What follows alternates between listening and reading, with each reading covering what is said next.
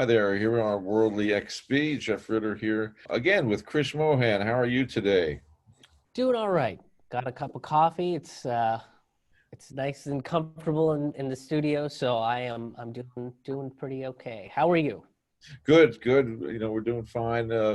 These conditions and having these kinds of events gives me something interesting to do every day. So I'm happy to be doing this and getting great material for you people in perpetuity to know about jobs. So tell us, give us the basics. You're a comedian. You're doing a stand-up show. For how long have you been doing that? I've been a stand-up for about 15, 16 years. I started when I was in high school, and I've been touring since 2012. So for the last 8 years, I've been touring around the country, and so my primarily, I do not other than writing and performing comedy. There's also like the booking aspect of it. So you writing emails, writing press releases, getting in touch with specific groups that want to come out and see a show, especially a show like mine, which can be a little bit more niche, a little bit more political. So trying to figure out the audience and stuff. So there's a lot that goes into being a comedian, other than just going up on stage and telling jokes and doing your material. And that's really the best part, I hope, is the performing part. Yeah. Yeah, that's what I look forward to. All of the administrative stuff is like it's sort of the necessary evil, right? Like you kind of have to become a little bit of an expert in a bunch of different things when you do this. You kind of have to like know how to write an email. You have to know how to write a press release. You have to know how social media works to some degree, so that what you put out there to promote your shows and promote your videos and your albums and things of that sort actually reach the people that you want to reach. Now with Facebook and Instagram and Twitter and stuff, some of that stuff has changed because they're publicly traded, and like now you have to pay to boost your thing so that people can see it and all that kind of stuff. But like writing an email and gathering email lists is all the administrative stuff is it's not the most exciting part of the job, but it is still an important part of the job, because you can create something beautiful and amazing, but if nobody hears it or sees it, then you're kind of missing out Well, on connecting with your that is audience. part of the trend of a lot of what's going on in the workplace of the gig economy is the one person shop. You do everything. You do the promotion, marketing, and the actual job, and uh, and that may be a big part of the future for a lot of people as corporations right now maybe slim down the number of people they have. And offices don't become as popular or become less popular, and more people say, well, I want to be really untethered from that and have my own gig. uh, the one person shop, is there any training grounds for that, or is it really just learn on your own? For like the gig economy stuff, or Yeah. for like learning it in the comedy. Big- Well, I kind of had to learn through trial and error about what works and what doesn't. And I was lucky enough to kind of learn how to format like an email, to try to be succinct in what you're trying to communicate, what people are looking for. So for like comedy, if I'm contacting a booker, they want to see that you are like quote unquote legit, right? So they want to see that you have a website, you have a video clip of at least 5 minutes or something along those lines. So if you have that and you say, hey, this is who I am, this is the type of comedy I do, I'm looking for this for these dates. These are my open dates, open availabilities, and I would love the opportunity to do XYZ. What's your process? Here's my clip, here's my bio, here's my website. There's a higher likelihood that they'll look at your thing and say, okay, let's set up an audition, or let's your video was great, let's bring you in for a weekend, on one of your available dates. And the same goes for any industry. Is I kind of learned that by applying to a lot of jobs after I graduated. Mhm. Kind of had to like learn how to write an email that was succinct, that kind of because you're kind of selling yourself a little bit. Yeah. you kind of learn how to do that a little quicker when you when you're writing and sending out like, Mhm. 50, 60 emails a week to various different jobs that are not just part of design. Like I graduated with a graphic design degree, so I was looking for a lot of design jobs. And when I couldn't find it, I was looking at other jobs. Like, what else can I do? Can I be an office manager, just so I can get my foot in the job market itself? So you kind of learn how to tailor your stuff to being like, yeah, I'm a graphic designer, but I also know these organizational traits. Yeah. So you learn how to write that stuff. And yeah, you make mistakes along the way, but as long as you learn from those mistakes, then you'll be fine. Like the mistakes are not the end of the world. And some people who do that end up they're finding out they're really good at the promotion part. Let's do it for other people. Turn that into your business. Oh, if I could, like, with everything that's going on with the pandemic and everything, is like obviously like the amount that I'm making has significantly shrunk, as it has for a lot of different people. So you have to kind of get creative about like how you generate income. But if I could, if I could hire somebody to do the weekly Yeah.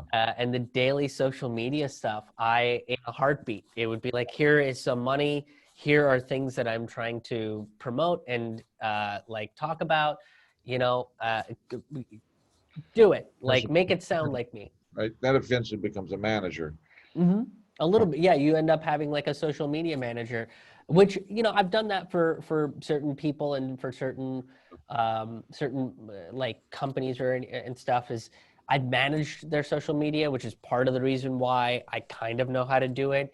And the rules constantly keep changing about like what makes engaging content in that field. So I can put up a link to my newest album and say, hey, this is something I'm very excited about. So there's Mhm. like you can promote it as a story, or you can take like a line that you have in the album and use that as the post and put up the link, so then it gets a little bit more reactions. Or you talk about a subject matter that you cover. So there's various different ways to go about it. And but really the hardest part about doing social media for somebody else is to try to stay authentic to their voice. um, so I've had this Facebook page since I was in college, and I've been posting on it pretty regularly. So I have a particular way that I post stuff and I say things, right? Like I write the way that I speak. So if somebody picks up on that and they go, oh, this is how Krish talks, and this is how he would promote something like this, let's Mhm. make a post and do, like, yeah, that would be awesome. That way I don't have to worry about it, at 8:30 in the morning, to make sure that I'm getting all of my promotional materials out, and I can just have somebody handle that, and that's part of their day to day. Video editing is another one where it's not as much as I don't know how to do these things. They're tedious and they're time consuming, and it's not even like I hate them. It's just that they're tedious and time consuming, and I would much rather spend my time, you know, uh, creating more content, maybe doing more live streams and being more loose and ranty about things. Maybe writing an extra piece of material and content every week. Let's talk about some of the content. Let's get to some funny parts that people might be waiting for. So, comedy's just amazing over the years how comedy's changed. You don't go back as long as I do, but it's really is amazing from the years of stand up and Johnny Carson and jokes about your wife and things like that to the beginning of political humor, George Carlin, and social cultural criticism, Richard Pryor, and just then to Robin Williams. I mean, all the things that have happened to comedy. What do you see as your place in that? Do you see have you evolved in your short time? Yeah, I used to do a lot of just observational comedy and stories about my family. That's where I started when I was 15. Not a lot of 15-year-olds have strong opinions on the nature of the status quo, right? They don't really know what's going on in culture enough to say that I think this is weird, or here's something that strikes me as peculiar, and kind of create something out of that. So I was just kind of telling some stories about my family and growing up in an immigrant household because that's what I knew. But I always veered towards the more sociopolitical. Like I grew up watching Jon Stewart all the time, and that was like what I understood to be comedy, and I always wanted to do that. But you have to learn how to write a joke. You have to learn how to figure out how to make things funny. So, um, in a lot of instances, either my mom was the punchline of the joke when I started, or I was the punchline of my own joke when I started. A lot of self-deprecating humor. Uh-huh. And then you kind of learn how to talk about some of the bigger things. So going from there, I just started telling longer stories um, about things that might be interesting. And the good thing about those were it taught me how to have a narrative arc, how to go from point A to point B to point C, end it with a button so that it kind of had like a moral. Like when I got to the end of a story, you're like, oh, that's the end of the story. That was really cool. How to kind of bring it around, and how to talk about something complex. So Yeah. you have the narrative arc, but then this part of the story can kind of go and take a left turn, and you can have a little joke and a little aside, and then come back to the story, and the story itself can be funny too. So there's a lot of moving pieces to that. So I learned how to do that, and then eventually started talking about bigger ideas. Not specific, like it's hard to do political comedy and make it evergreen, because if you talk about only what's going on, in a specific period of time, like if all of your jokes are about the Bush era, then that's really where that material ends. It doesn't carry over to all of this, right? It's all very specific about one particular presidency or one particular political party or something like that. To try to make it more evergreen, I always tried to focus more on the ideas and the big issues, and try to talk about them in relation to just everyday life, Okay. which was another big lesson to learn. So I kind of went from talking just about my family to doing longer stories about myself and my family, to talking about issues and how it relates to just everybody in general, not just me. And that just comes from doing it over and over again and taking risks, because if you get comfortable doing one thing, then you just kind of, I don't know, you get a little complacent with it. But if you're trying to push yourself a little bit and try to change your form a little bit, and take all the things you've learned and apply them to where you are, I think that it makes it more fun. Mhm. So that's kind of the approach that I've had to even just evolving my style of comedy. But it's got to be tempting to do the thing that's going on right now, isn't it? I mean, you're not going to omit that. You may not work it in there. You're not going to work it in, maybe. Isn't Yeah. it Oh, true? I mean, it's absolutely, and that's part of the thing is like, well, in this more virtual world, it really depends on how you want to navigate your way through the world of comedy in and of itself.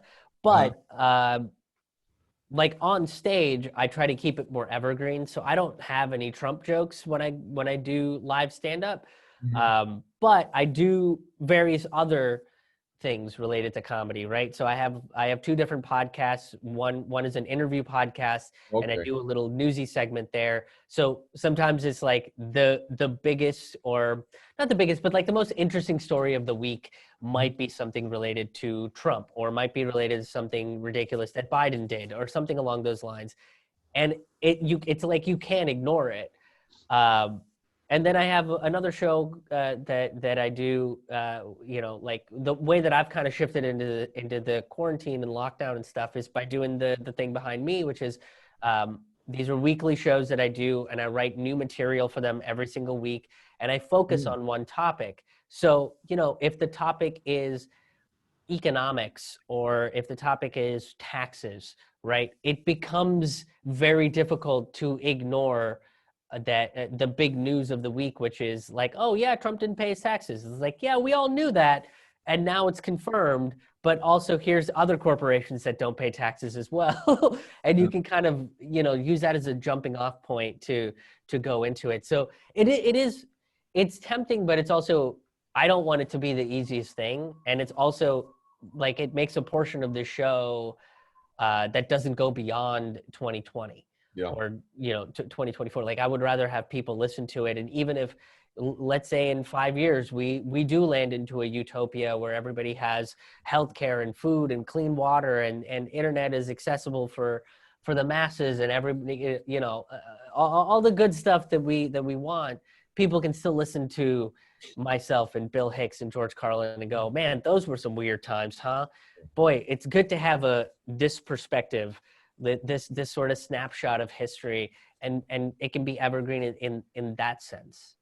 We've got this incredible ecosystem now, really, of nightly commentary on news with humor from Seth Meyers, Trevor Noah, uh, Jimmy Fallon. They're all doing, and Colbert. I mean, and John Oliver. They're all doing news and comedy. I mean, it really has taken off as topical.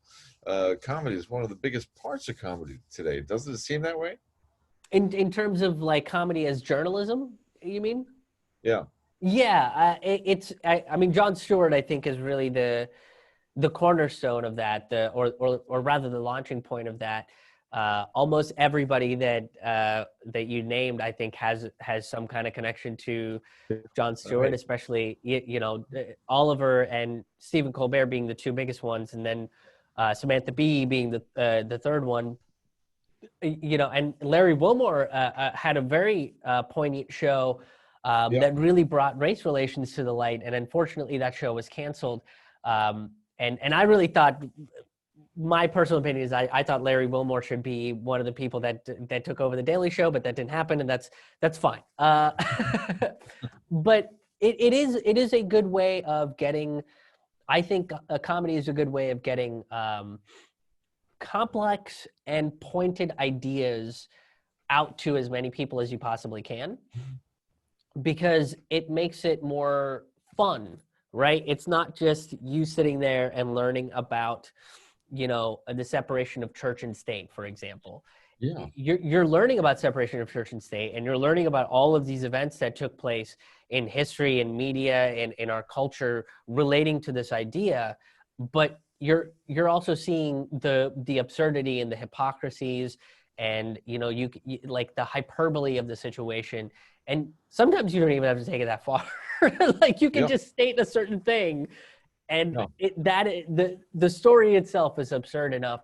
But again, it goes back to the basics, right? You have to learn how to write the joke. So you can introduce a piece of legislation, like church embezzles money by selling papal signatures or whatever, right? Like, oh, they're selling fake autographs of the Pope. Now you have to learn how to write a joke in order to write a joke about that specific thing. And then if there's more to that story, then you have to learn how to tell that story. Like obviously you don't want to sit there and be like, well, and then the cardinal, he was wearing a red robe and he was wearing, like those details don't matter. So you have to learn how to tell that story so it's interesting. So it keeps the narrative arc moving forward, but still has points where you can kind of deviate and bring out the humor in the situation. But now there's at least 3 or 4 or 5 shows that are basically teaching that they take an esoteric or not so esoteric policy, new law, something going on contemporaneously around the world or mostly in the United States, and they go a deep dive into it with the humor. And it's remarkable to me. I mean, we did hear a long time ago with Jon Stewart that's how young people are getting their news, was from Jon Stewart, right? That was it. And young people who never watched the news would watch Jon Stewart and get the information. Now, I don't know if we know for this for sure, but are they getting the political science from John Oliver? I don't know if the impact is as strong. I would be curious to see if there's a study out there to compare that, because that was like big shocking news and a real blow to corporate media outlets like CNN and MSNBC and Fox News. Like they did not like Jon Stewart, partly because Stewart was I think doing a better job of bringing the news than they were. I think he was also getting to the core of the stories better than they were. because he had less advertisers to worry about, which is part of the problem with journalism today. Is there's too much advertising and too much influence from that end. So you can't say certain things on certain networks or cut to the core of certain issues. But that's why people like Jon Stewart so much, is because he didn't just go after the Republicans. He didn't just go after the Democrats. He went after anybody he felt like wasn't living up to their expectations or wasn't doing their job properly, or, you know, was kind of what's the best way to put it? Who was kind of just screwing over the American people. Is those were the targets that Jon Stewart would go through, and he kind of pointed out, like, it doesn't matter party affiliation. They can be liberal, conservative, rich, or usually just rich. But, you know, they were all kind of going after the American people, and he kind of became that voice. Mm-hmm. And he kind of reminded people of, like, this is what journalism can be. Journalism can be honest. It doesn't have to particularly pick a side, but it can also be pointed and relevant and, you know, like, culturally significant. And to people that had kind of given to the advertising end of journalism, that was like a huge thing that they did not like, and they would take pot shots at Stewart all the time. But that's how I learned about American politics. Was I didn't learn through CNN, or, you know, I learned it through Jon Stewart. That's what I learned. Yeah, that's how I learned what was going on in Congress. That's what I learned about, you know, with pop culture and things of that sort. It was all through his show, and really, I think part of my launching point to doing any sort of idea-based, even politically related comedy is from me watching Jon Stewart when I was like 9 or 10 years old, you know, and not understanding those jokes and sitting there and going, there's something funny about this. I just don't know why yet. Let's figure out why.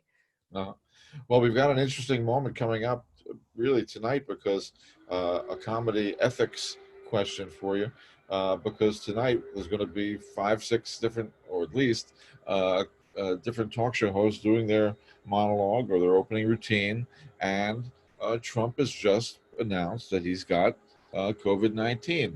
And on the news, of course, when you see them talking about it, they start every report with, we of course hope for a great recovery. Every guest they have, Democrat or Republican or radical leftists, say, we hope, of course, for a great recovery and wish him well, wish him and his family well. We wouldn't wish pain or suffering or death upon anyone. And you really want to see the thought bubble above them saying, I'm glad I can't say what I wish I could say what I really think, but what are comics going to do? Are they going to be able to say, this is I'm not sorry, or this guy deserves it, or make humor out of it too? I mean, there's a lot of humor in there. Yeah, you totally can. I posted earlier on Twitter that I said we should say that you know, the COVID symptoms get worse by tweeting more, so we can get 2 weeks of peace. You know, like that's, and yeah, it's a little mean-spirited, but part of the thing too is, like, who is the punchline of your joke? Is it appropriate to go after politicians when they've fallen ill? You know, it's that same question of, like, what happens when someone like John McCain, for example, when he passed away, there were a lot of people on the left kind of making some jokes or making snide remarks about him. And yeah, but you can, and it's not, my personal opinion is it's not the best. I would rather be honest about the situation than try to get my hot take or get that one up moment. But in this particular situation, it's really hard because the whole thing is kind of dripping with irony and hypocrisy, which is really, like, that's such a core like element of comedy is pointing out the hypocrisy and pointing out the irony of a situation, right? Like the biggest thing ever. Something you might say if you were doing a comedy routine tonight, what might be a joke about? I mean, I would probably just stick to the Twitter thing. Is just like, I think we should tell Trump that tweeting more makes the symptoms of COVID worse, so that we can keep him off Twitter and get 2 weeks of peace, you know, where we, like, aren't glued to our phones, waiting to see what crazy crap is going to come out of his mouth, and, you know, like spend time with our families, you know, and like learn what real journalism is instead of being like, well, maybe Twitter is now news. Like that's kind of what I would like, you know, but other than that, just pointing out the sheer, like the sheer irony of the situation is he has been, you know, we're in Pennsylvania, and like he has held these massive rallies in the state where people aren't wearing masks, they're not socially distancing, they're not taking this global pandemic that the rest of the world has taken seriously. They're not taking it seriously, right? And he made a comment about, oh, Biden's wearing the biggest mask everywhere he goes, and it's like, yeah, man, maybe you should have worn a mask like for a little bit at some point. And, you know, like you shouldn't have, I don't even know if he particularly like perpetuated the whole, like, this is a liberal hoax idea. I can't remember if he specifically made statements about that or not, but he didn't say anything against it. Right. I saw tons of people that on my Facebook feed and on my Twitter feed that are Trump supporters that, oh, this is a liberal hoax. Oh, this is just a, you know, ploy for the Democratic Party to take more control and do this and that. And he didn't say anything against it, to be like, hey guys, we are in a global pandemic. Like the entire world is like under lockdown and everybody's doing their part to like socially distance and wear masks and keep each other safe. He didn't do any of that. So it's just like this situation is like the height of irony and hypocrisy. And I was having a conversation with a friend of mine who was like, I feel bad. Like I know the situation, but like, should we be making fun of this?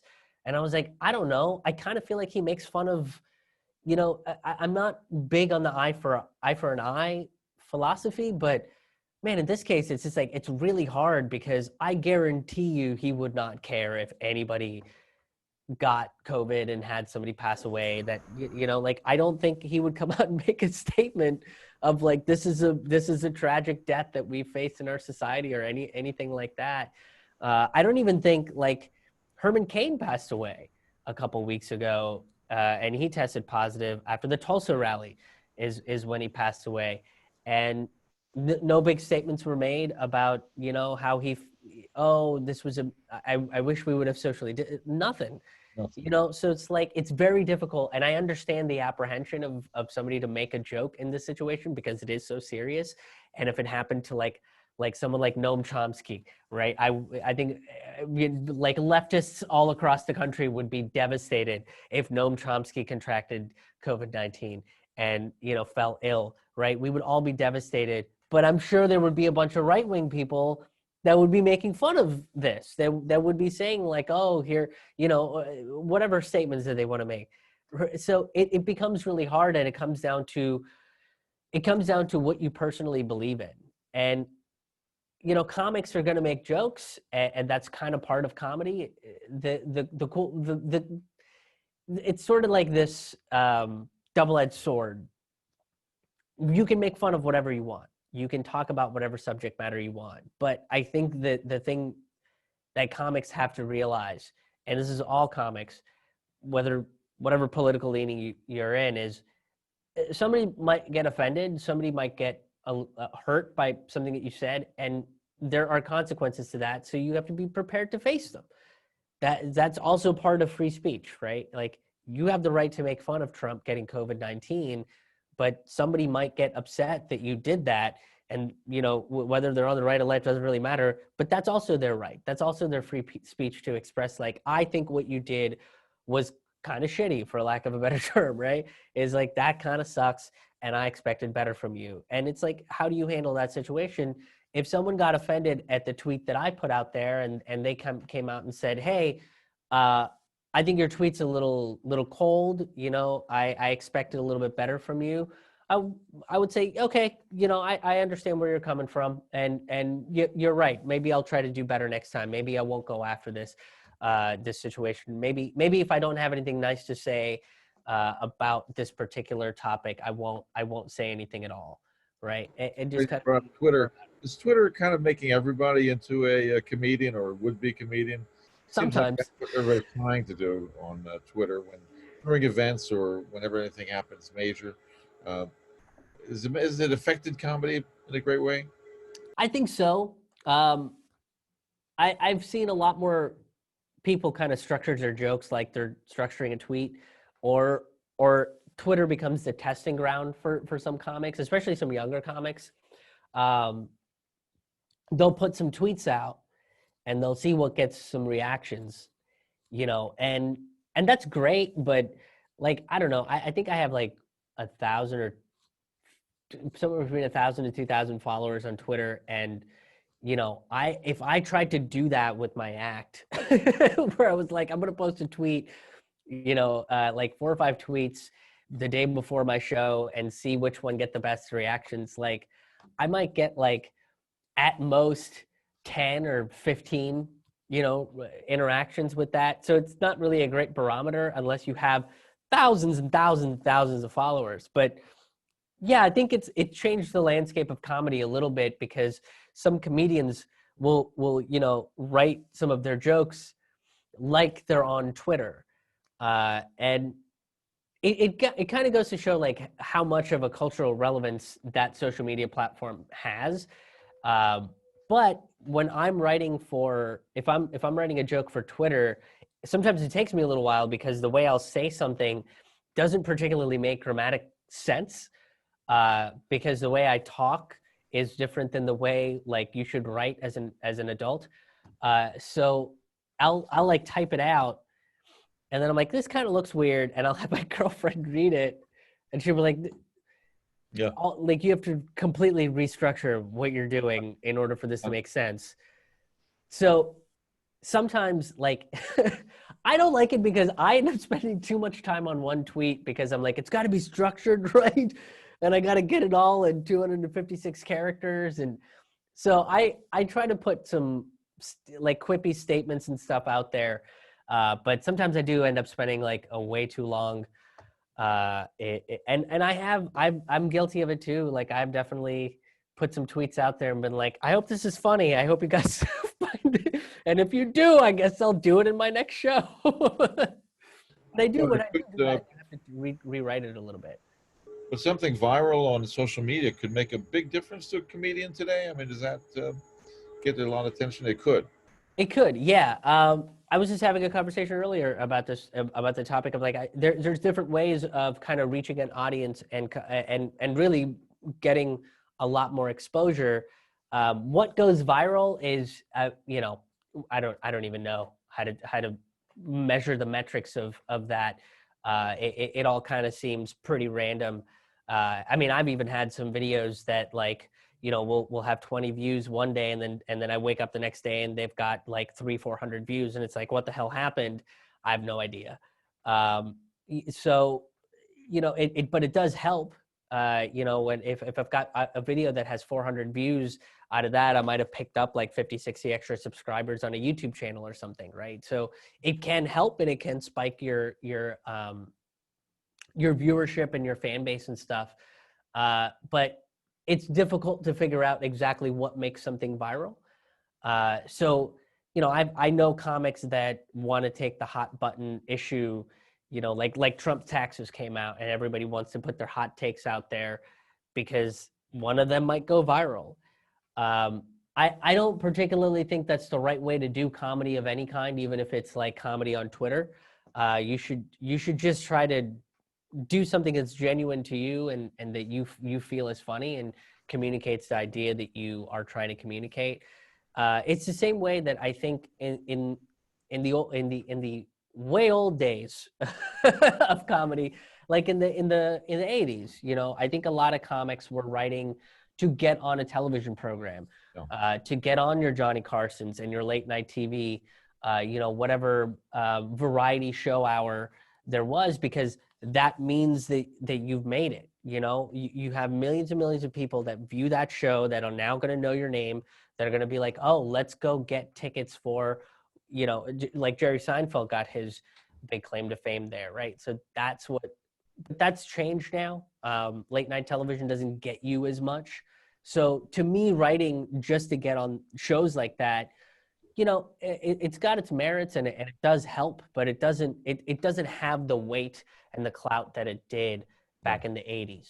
Now I think a lot more people are looking for something a little bit more genuine and that they can connect with, that they can go back and watch over and over again. You know, like I know I have some people that watch my content pretty regularly, and that's because they've connected with not just the content, but with me as an individual and me as a person. So they you know, feel like they're more connected to it. I mean, I do it to the YouTube content creators that I watch, right? It's like I not just like what they do, but I also like their personality, and I kind of feel connected to them. So I go back and watch their stuff every week, Yeah.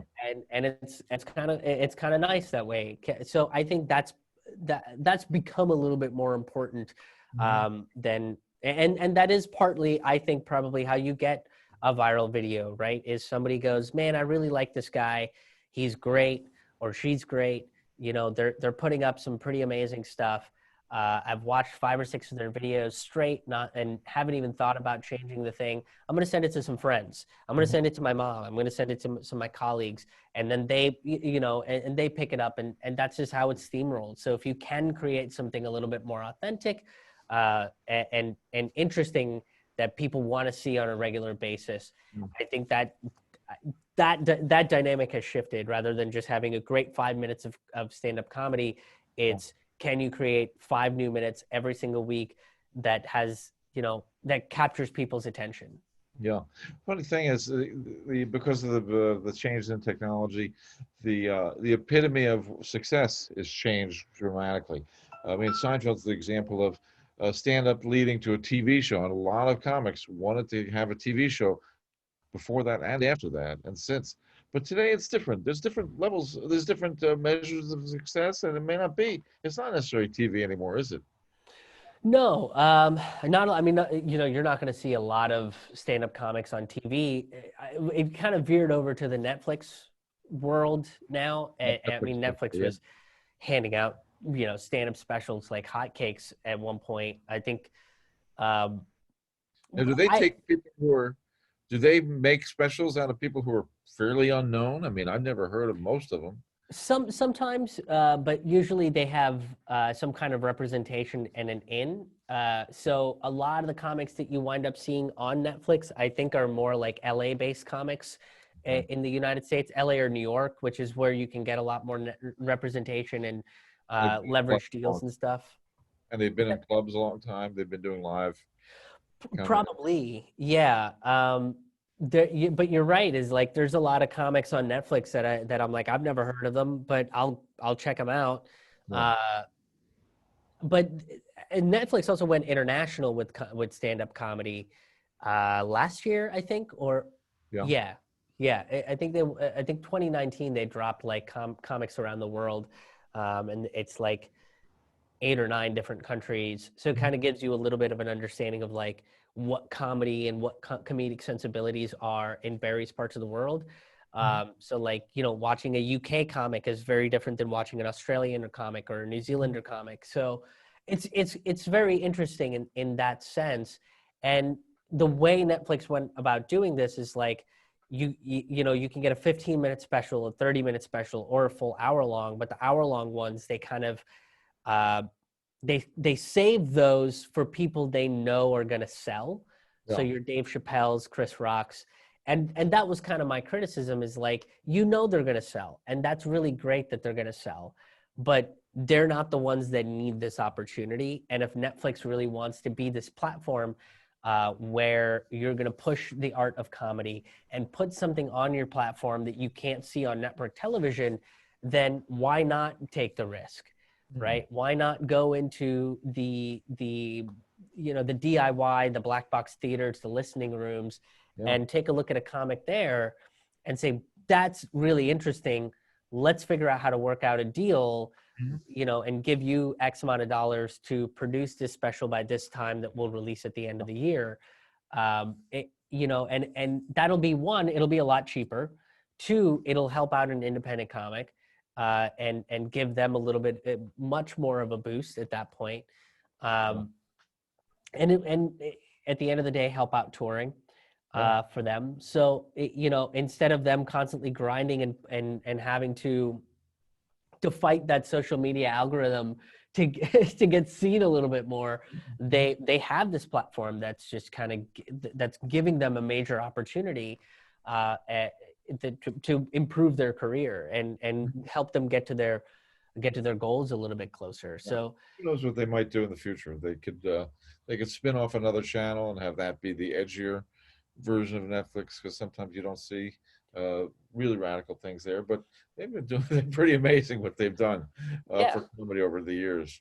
Yeah. Oh, yeah. I think Patton Oswalt has something that they Yeah. partnered with. That's also something I think they could do. I feel like I'm giving away all these secrets to Netflix right now. Yeah. If they're watching, but you could have comedians, because that's one of the things that these bigger comics are doing now, and it goes into like the camaraderie within comedy. Is they're helping out their friends, they're helping out the people that helped them when they were doing basements of bars, and these hell gigs where you're going up in between the metal bands and stuff. Like they're the people that were grinding it out with you and now are looking for those opportunities. Someone like Patton Oswalt can do a special for Netflix, but then say, I'm also going to take a portion of what Netflix is giving me and help this other person produce their special and put that on Netflix too, under my banner. And I'm vouching for this person. So, if Netflix wants to give Patton Oswalt, I don't know, $50 million, he can take 25 million and say, I'm going to give it to XYZ comic that's a friend of mine that's been in the industry for 15, 20, 30 years, and help them produce their thing and release it and get the word out there and stuff. That way Netflix doesn't have to take the heat on certain things. And these comics that kind of have a reputation with Netflix and name recognition are now boosting some more mid to lower level comics. So that's another way that they could kind of go, but all of that is going to be really difficult for, I would say, at least another year, unless they can figure out how to do comedy in sort of the digital platform. I don't know if we're going to see a lot of new comedy specials coming out in the next. Let's get back down to the micro level, your level of what you're doing. For yourself. Talk about writing. Something about writing. If we have somebody who likes to write, they come out of high school, they've been gotten good grades in writing, they like creative writing, they've done every kind of writing in the newspaper, a little bit of comedy, maybe in the newspaper, an opinion piece, things like that. Do you think comedy has a role for their lives and in their writing, that they're a good writer? Yeah. The hard part about, because I have a very writer kind of brain, and one of the challenges that I had to face from that was comedy is not just writing, it's also performing. So something that I write might sound funny on paper, or as a tweet, right? But then when you do it on stage, it falls flat. So you might write something one way, but it doesn't need to be stuck on the paper the way it is. So writing can lead to a more performative aspect to it. How you deliver the line, the emotions that you put behind it. There could be a gesture that you make or a facial tic. All of these are part of the performance. So even if you've written a very good comedic piece, opinion piece on, let's say, the state of healthcare for a college newspaper, and it was excellent, and a lot of people were excited about it. Now, let's say you want to take that and turn it into a stage piece. Well, if you're looking at 1,000 words, how can you take those 1,000 words and convey the same ideas into a performance with, let's say, 500 words? Right? Is there something that you've written that you can perform, that can turn into a gesture or an act out or a one-sided conversation piece? So you can take ideas like that and build off of them as a writer, because you do have to keep that performance in the back of your head. There's been many times where I've written something that I'm very proud of, and I go do it on stage, and I'm very excited about doing it on stage, but it falls flat because half of it is really good, The setup and some of the tags are really good, but then the meat, the middle, the pulpy parts Yeah. of the piece itself is an interaction, Oh. is a conversation that you can have between two people, and you can act that out on stage, Hmm. or is you can use silence in a particular way that elicits laughter. You can use your facial expression, emotionality. You can use the whole space of the stage itself. And now something that might be 1,000 words, you can convey the same ideas, the same information, and the same feel in 500 or in 250, or however it is. You can adjust that a little bit. So the creative writing aspect is a starting point, and then you can jump off of it and really play with that idea. You mentioned a few things in that that were really interesting to me, like the silence, the deadpan silence, that a comedian alone on stage does his own deadpan silence after a line, and it can be such perfect timing that it's hilarious, right? People can really crack up from that. Do you learn that somehow, or is that kind of a natural thing, or does that really work? How do you get that? Uh, That's a good question. I think that's the hardest thing for a comic to get comfortable with is the idea of silence, Yeah. right? It can be used in very different ways, and really the way that I learned it is by trial and error. A lot of things in comedy are basically trial and error, but silence can build tension. So, if you're telling a story about an uncomfortable interaction you had on Thanksgiving, right?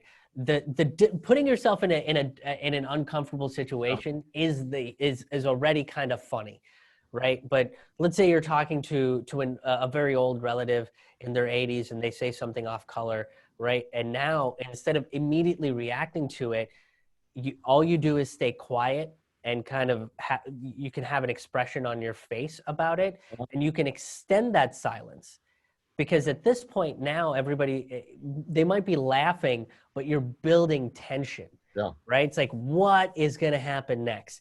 This guy just said one of the most racist things anyone's ever heard, and like, we haven't heard, we've seen Chris's reaction, but we haven't heard him say anything about it.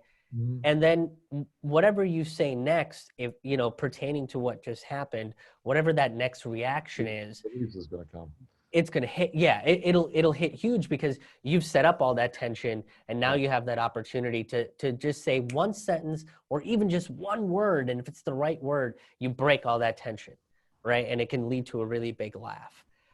Or the reaction of silence in and of itself can be the punchline to a joke, right? You can make a rhetorical statement and end it at that rhetorical statement, and let there be, and you don't have to respond to it at all, and just that silence itself becomes the punchline. I've heard the expression, let them do the work. Let them do the work. Yeah. Then fill in the punchline in their head, and it's funnier than what you're going to do anyway. Yeah. And the other way that you can use silence too is Bob Newhart and Shelley Berman used to do this with the one-sided conversations. Oh, yeah. Yeah. So they're on the phone and they're having a conversation, and oh man, that was a great party. I did what?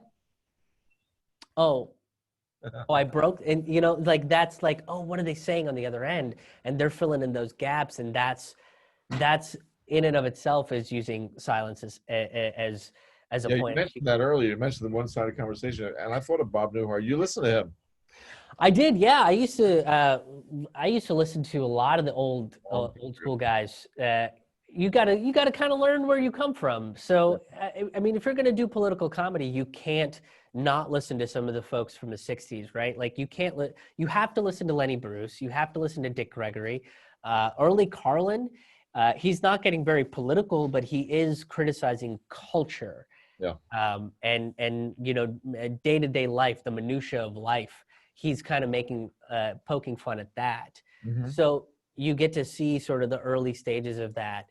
If you are going to add any sort of performance in comedy, then yeah, go watch Shelley Berman, go watch Bob Newhart, check out those one-sided conversations, because that's going to teach you, how to do that sort of stuff on stage. And more importantly than that too, is it looks silly. of course it looks silly, but that's kind of half the fun, Yeah. right? Half the fun is the fact that this is silly. Like you're on stage and you've created this whole narrative around you of this one-sided conversation. And if you commit to it, then the audience will commit to it. Mm-hmm. And they'll believe that you're, in your living room having a phone call. It kind of, I think Shelley Berman and Bob Newhart kind of merged that world of stand-up and improv together.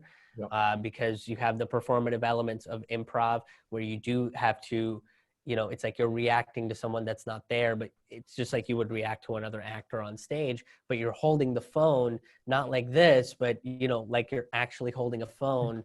So again, you're creating that surrounding.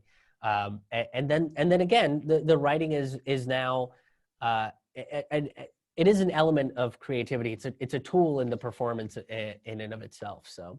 I wonder if, like the phone became a tool for comedy. Has texting become a tool for comedy on stage? You ever use texting as a joke on stage? A little bit. Yeah. A lot of comics will read text messages. Uh-huh. So they'll pull their phone out and they'll scroll through and they'll read the text messages. Uh-huh. That can be fun. Okay.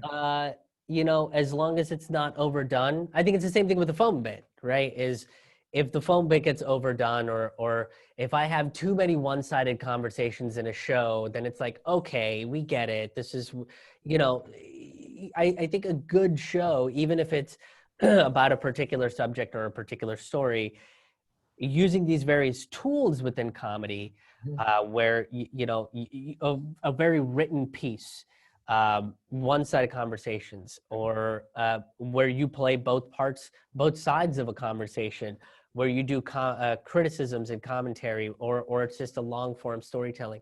All of these things make a show or a performance a lot more dynamic and a lot more interesting to watch. So if you're on stage for an hour or an hour and a half, as I've been known to do sometimes, you're varying things up so that people aren't getting bored. Because if it's the same kind of format and same kind of tool that's being used, well, people are going to figure it out, right? Like you're going to figure out like, oh, you wake up the next day drunk after a party and you get this phone call from your friend. Oh, it's a phone call between this person and this. It becomes very repetitive. So if you kind of space them out or learn how to use the tools in specific places, it adds a lot more dynamism. Is that a word? It makes your show a lot more dynamic and gets people to pay attention, especially in the age where, everything's boiled down to 256 characters. So right now you're doing a podcast, you're doing a live show every week on Zoom? A virtual show, yeah, virtual show with the live audience on Zoom. I'm doing that 3 Fridays out of the month because it's a lot of work to write a new show about a particular topic, and especially sometimes when it's topics that I'm learning about as I'm doing the research for it. So 3 Fridays out of every month at 9 p.m. Eastern. And then those I record and I turn them into episodes of like my political web show that I've been doing since 2013. And then I have an interview podcast that I do weekly. So I schedule those interviews. And usually for that, I do a little newsy segment up at the top that's anywhere from 10 to 20 minutes of new material that I write for that. Some of the virtual shows you charge for, or is it donations or? Yeah, it's a minimum of $5. And if you have the ability to give more, you totally can. And then I do like sustaining memberships, like people that donate to all my projects on a monthly basis. They get a free ticket to come to see the shows. Yeah. So you think, and you do pandemic humor in some of these shows, or some of what you're doing is now, is there a thing, pandemic humor? Is that? I think it's about to become a thing. I think so many comedians now are kind of talking about, the state that we're in. I mean, it was pretty, like the first couple of shows that I did, it's like it's hard to ignore. It's the elephant in the room. Of course, you're going to write jokes about being in quarantine and what that's like, right? Like when all this started, like I was still I got stuck at my parents' place. Yeah. I was like staying with my parents, and it's like great. Now I'm like we're going back to me being 16 years old again. It's a lot of like The sense of humor is staying with your parents. yeah, it's like I know how to feed myself. You Yeah. know what I mean? Like I've been doing it for the last like 15 years. I think I'm good. I think I figured it out. You don't need to keep checking up on me to make sure that I eat. But like everybody was doing that. And now it's like some of the issues that I talk about have a correlation directly to the pandemic anyway. So it's an easy way to, if it's a particularly complex idea too, it's an easy way to kind of introduce the idea, break the ice, and then go into some of the heavier stuff. So yeah, it depends on what the subject matter is, that I can kind of. The big question, young person, been told they're funny, thinks they're funny, looks funny, whatever. How do they start? What should they start with? No matter what age they are, high school, junior high, college, get going, do something, make it Yeah. happen. Write what you know, and then look for any sort of virtual open mics. I'm suggesting a lot of the virtual stuff. There are a few places that are doing in-person shows, like live indoor shows. Some places are doing outdoor shows. I think some breweries have the capability to do an outdoor show. Virtual open mics now? There are virtual open mics. That's fantastic. Yeah. Yeah. So there's I know there's a bunch of Facebook groups for comedy that can be a really good resource depending on what Facebook group it is. Some of them become like comedy gossip or comedy complaints sites, which can be very frustrating when you're just trying to like get information. But they're good resources. If you're, see if there's any sort of comedic resources. You can also reach out to some comics and just introduce yourself and see if you can figure out, hey, I'm looking to, get up on stage or try out a new 5 minutes. Is there a virtual mic that you can recommend? And they'll probably be able to give you some names. And the cool thing about virtual mics too is, like, if you're located in Pittsburgh and there's 2 virtual mics that you can get on in 1 week, but the host knows somebody in Boston and Memphis and Louisville, and they're all doing virtual stuff the other 3 days of the week, boom, now you got 5 days that you can just log onto a computer and try out your 5 minutes and try to make it better for each of the mics that you go to. So yeah, and the big thing there too is they're gonna ask for 5 minutes probably. But look, if you can't fill 5 minutes because you're nervous or whatever the reason is, don't worry about it. If you have a really good 3 minutes that you want to try and work on and flesh out, then do that. And then eventually that 3 minutes will become 5 minutes, and eventually that 5 minutes will become 10 minutes, and so on and so forth. So do what you're comfortable with, but and talk about the stuff that It doesn't all have to be esoteric cultural But it should definitely be planned. You don't say, well, I'm a funny person, I'm just going to go up and wing. Yeah, that's where the writing is definitely crucial. Is even if you're somebody that likes the bullet points, right? At least having an outline of where you're going to start, what the middle point is, and where you're going to end. Have some kind of an idea of where to go. Yeah, it's going to make a big difference. Well, thanks so much again, Chris. It's been great talking to you, and I love your studio, and I like the masked character behind you. Oh yeah, thank you. I appreciate it. Yeah, I'm.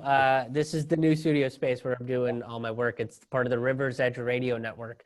That I'm very excited about. It makes me look a lot more fancy than I actually am. It really is. It looks a little bit like the Joe Frank show. Joe Franklin. Joe Franklin, you ever heard of him? I don't think so. Joe Frank, that's from a long time ago. Yeah.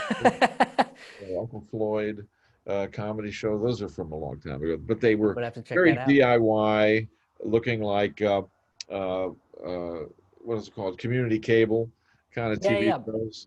Is there still community cable? I guess there is, right? I think so. I think there's still some local access stuff. Every so often I'll find 1 or 2 shows from the local access stuff that'll pop up on my YouTube feed. So yeah, I know that. It was very short, brief question.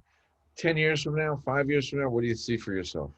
I'm hoping that I can still be touring around the country, doing these shows and just getting better at writing and getting better at performing. Yeah. Talking about more interesting ideas, points of history and things of that sort. So, fingers crossed, still touring. That's There's part of the no reason you got to take care of your body. shortage of subjects out there to make films about. Yes, exactly. To be, that's what we have a lot of.